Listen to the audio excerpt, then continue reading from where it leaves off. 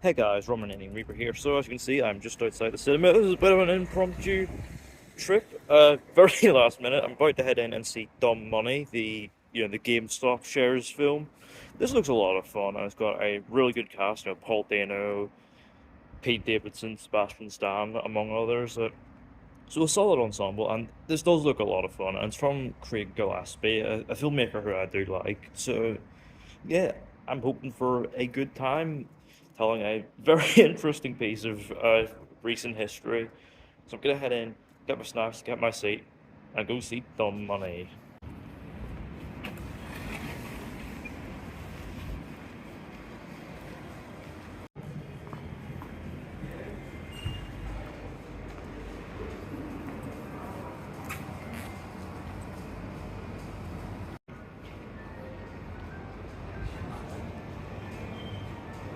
So yeah, I've got my popcorn here and I'm Fanta, ready to see Paul Dano take on Wall Street.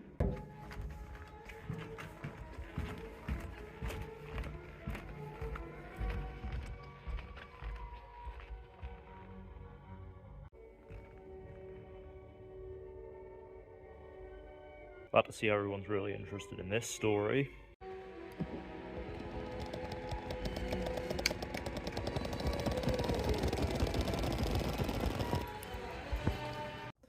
So yeah, just got back from seeing Dumb Money.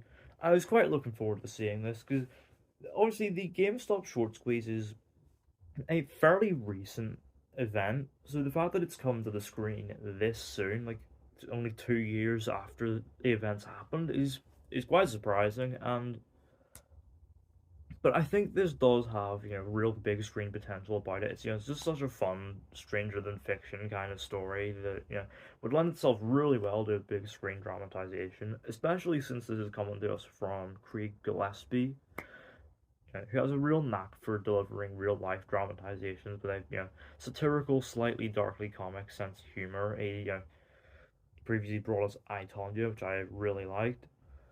So we're in a reliable pair of hands, especially with a great ensemble cast. Like this ought to be a real fun, crowd-pleasing dramatization of a stranger than fiction piece of recent history. But is it? Let's find out. So the film follows Keith Gill, a financial analyst working at MassMutual in Massachusetts. In his spare time, Keith looks at the stocks and also runs a YouTube channel known as Roaring Kitty, where he talks about his thoughts on the stocks. One day in 2020, Keith decides to invest in $53,000 worth of shares in GameStop because he believes that the GameStop shares are being undervalued. And he goes onto his YouTube channel and shares this thesis.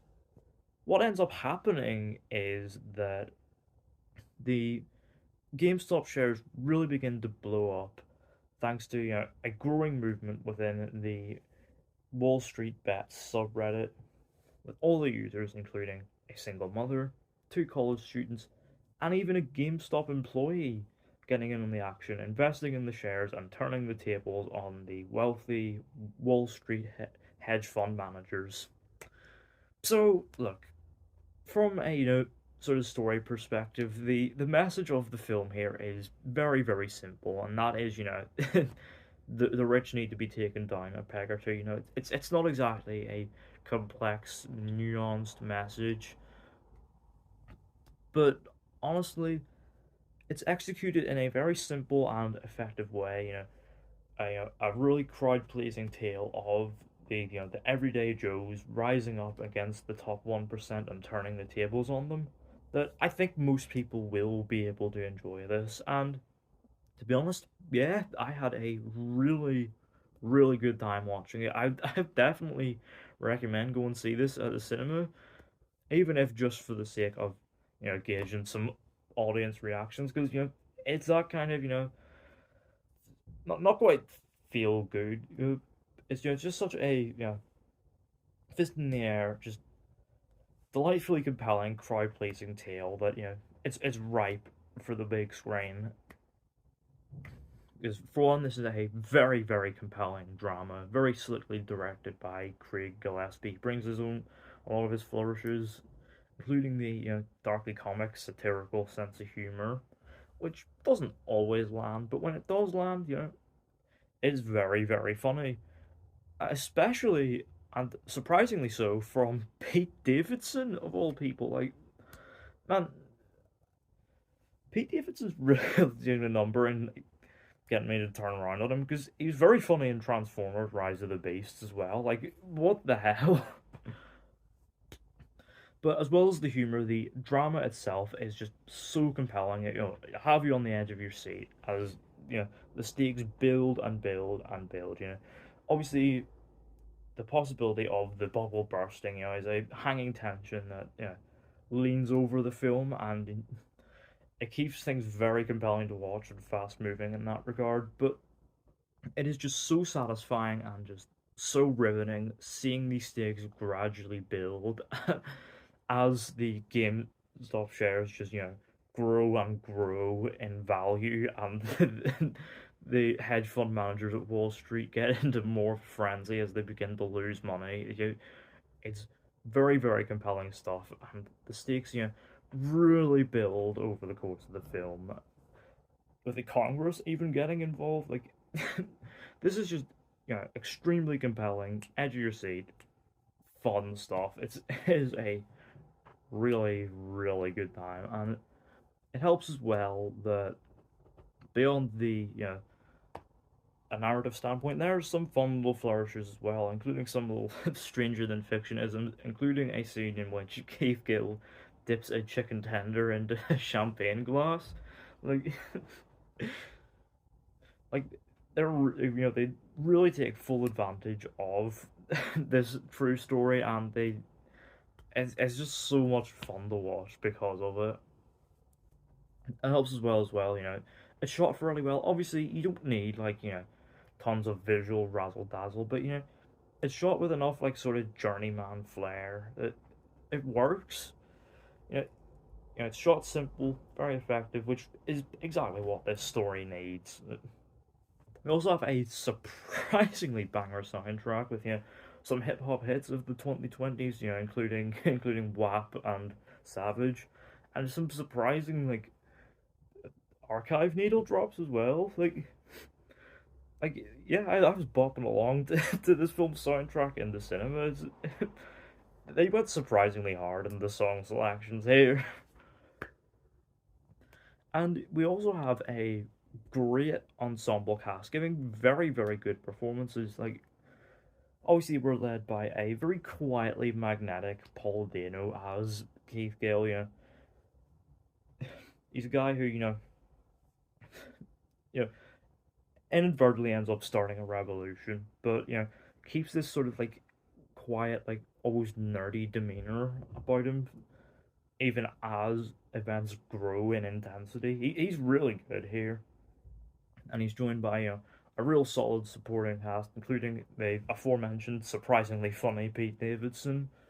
We also got Seth Rogen and Nick Offerman and Vincent D'Onofrio as as some hedge fund managers, and their performances were all good as they gradually get into more and more of a frenzy as they begin to lose their money.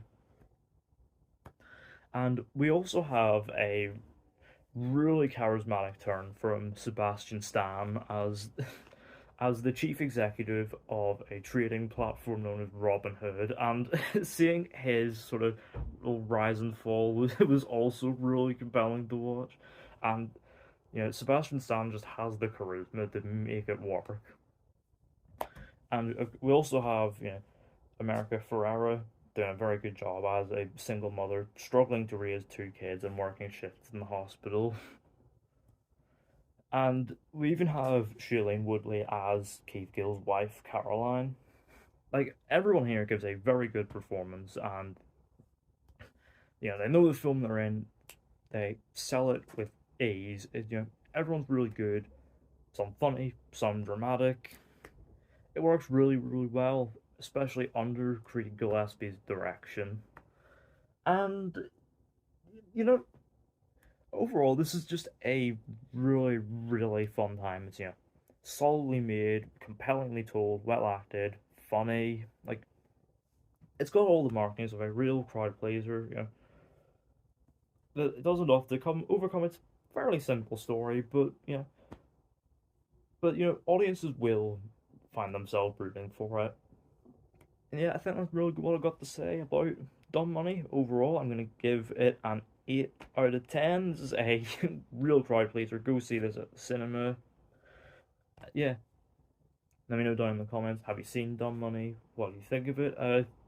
Do you still remember when the GameStop short squeeze happened? Let me know all that down in the comments. Don't forget the thumbs up button if you enjoyed. Don't forget the subscribe button if you're new, and don't forget to turn on post notifications so you don't miss an upload.